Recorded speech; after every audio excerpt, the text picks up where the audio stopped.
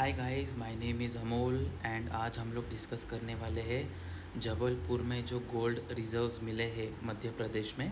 उसके ऊपर ये आर्टिकल है, हम उसके बारे में थोड़ा सा डिस्कशन करने वाले हैं। तो जैसे कि आप देख पा रहे हो, Jabalpur shines huge gold deposits discovered underground. तो देखते हैं आर्टिकल में आगे क्या है। तो गाइस, जैसे कि आप सभी को पता होगा कि इंडिया जो है वो लार्जेस्ट इंपोर्टर है गोल्ड का। अराउंड 45 टू 50 बिलियन डॉलर्स का इंपोर्ट किया जाता है इंडिया में। एंड अगर हम देखें तो मध्य प्रदेश जो है ऑलरेडी रिच है बॉक्साइट में, लाइम एंड कोल के डिपॉजिट्स में। ऑलरेडी मध्य प्रदेश बहुत ज़्यादा रिच है। अगर हम देखें तो इससे क्या होगा ना, एम्प्लॉयमेंट बढ़ेगा। एम्प्लॉयमेंट किसको? जियोलॉजिस्ट के लिए एम्प्लॉयमेंट है, इंजीनियर्स के लिए है, माइनर्स के लिए है, लॉजिस्टिक्स मतलब ट्रक एंड वो सब जो मैंने यहाँ पे ट्रक दिखाया, जेसीबी दिखाई, तो यहाँ पे उनको भी एम्प्लॉयमेंट मिल जाता है।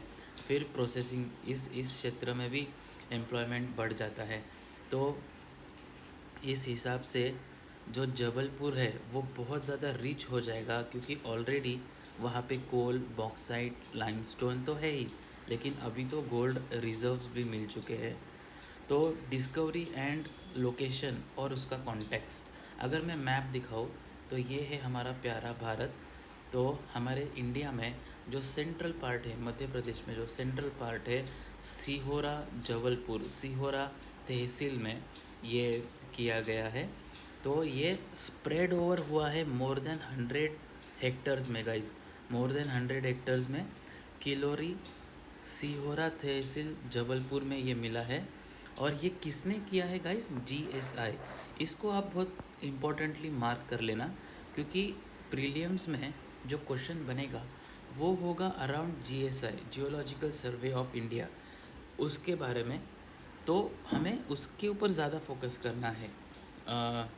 यहाँ पे एक पॉइंट वापस एक मेंशन किया गया है मेरी तरफ से कि Jabalpur one of the India's richest mineral zones बन जाएगा अगर ये सक्सेसफुली हो जाता है। तो मैं क्यों कह रहा हूँ अगर सक्सेसफुली हो जाता है? तो आगे चल के देखते हैं गाइस, आगे की स्लाइड में। क्योंकि लॉन्ग लीड टाइम होता है इन सारे चीज़ों में, मतलब 5 से 10 साल का टाइम लग जाएगा फ्रॉम डिस्कवरी टू प्रोडक्शन। ये प्रोडक्शन में जाने के लिए 5 से 10 साल तक का टाइम लग जाएगा। और इसमें सबसे ज़्यादा इम्पोर्टेंट क्या है? एनवायरमेंटल इम्पैक्ट असेसमेंट का क्लियरेंस, EIA का क्लियरेंस सबसे ज़्यादा इम्पोर्टेंट होता है गाइस। अभी क्या हुआ है? रिसोर्स कंफर्मेशन हुआ है, अभी तो रिसोर्स मिला है, लेकिन फिर इसके बाद EIA क्लियरेंस होगा, माइनिंग लीज एंड ऑक्शन होगा, इंफ्रास्ट्रक्चर सेटअप होगा, एक्सट्रैक्शन एंड प्रोसेसिंग होगा। तो इन सब में 5 से 10 साल का समय चला जाएगा। तो गाइज़, मैंने जैसे कहा था आपको प्रीवियस स्लाइड में, हमें GSI, geological survey of India पे फोकस करना है। तो हमें क्या फोकस करना है कि ये कभी फाउंड हुआ था? ये 1851 में फाउंड हुआ था। इसके हेडक्वार्टर्स कहाँ पे है? कोलकाता, वेस्ट बंगाल में इसके हेडक्वार्टर्स है। और पेरेंट मिनिस्ट्री कौन सा है? Ministry of mines, government of India, ये इसकी पेरेंट मिनिस्ट्री है। तो हम लोग अगर जियोलॉजिकल सर्वे ऑफ इंडिया को देखें, it is the main government agency in India responsible for geological exploration and mapping of countries minerals, rocks and soil resources. तो गाइस, आप क्या करना, ये पॉइंट को आपके नोट्स में लिख लेना, चाहिए तो इसका स्क्रीनशॉट ले लेना और इसका भी स्क्रीनशॉट ले लेना गाइस। ये प्रीलियम्स के लिए बहुत ज़्यादा इंपॉर्टेंट होगा। जबलपुर के ऊपर कौन से मिनरल्स पाए जाते हैं वो आ सकता है, जीएसआई के ऊपर क्वेश्चन आ सकता है, और जीएसआई के कोर फंक्शंस के ऊपर भी क्वेश्चन आ सकता है। तो क्या क्या हो सकता है? वो क्या करती है जीएसआई?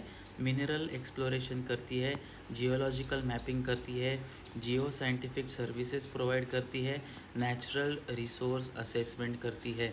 तो गाइस, ये 4 स्ट्रक्चर्स जो है, इसके 4 इम्पॉर्टेंट पिलर्स आपको पता ही होने चाहिए। तो यहाँ पे एक क्वेश्चन आपके माइंड में आएगा कि इसका जबलपुर गोल्ड डिस्कवरी में क्या रेलेवेंस है?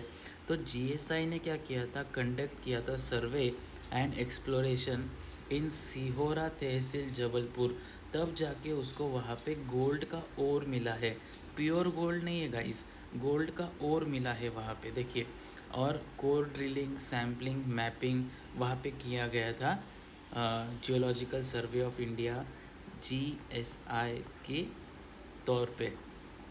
तो स्ट्रैटेजिक स्टेप्स अहेड क्या होगा, आगे क्या स्टेप्स है यहाँ पे, ये गाइस थर्ड नंबर का पॉइंट आप देखिए।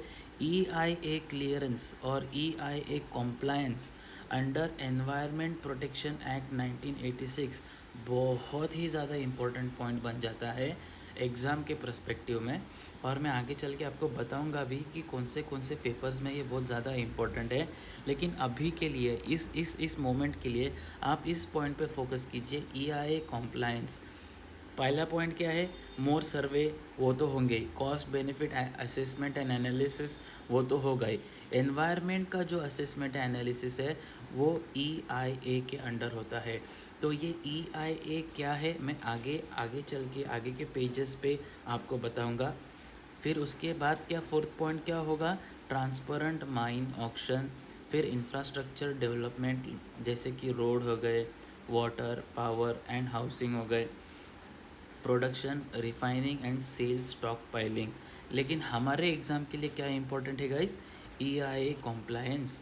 तो ये क्या होता है मैं आगे आपको बताता हूँ। देखिए इस पेज पे मैं आपको बता रहा हूँ कि EIA क्या है। EIA stands for environmental impact assessment. अगर मैं इसको हाईलाइट करूँ आपके लिए तो ये हो गया, एनवायरनमेंट पे क्या इम्पैक्ट आएगा उसके असेसमेंट को कहा जाता है EIA कॉम्प्लायंस।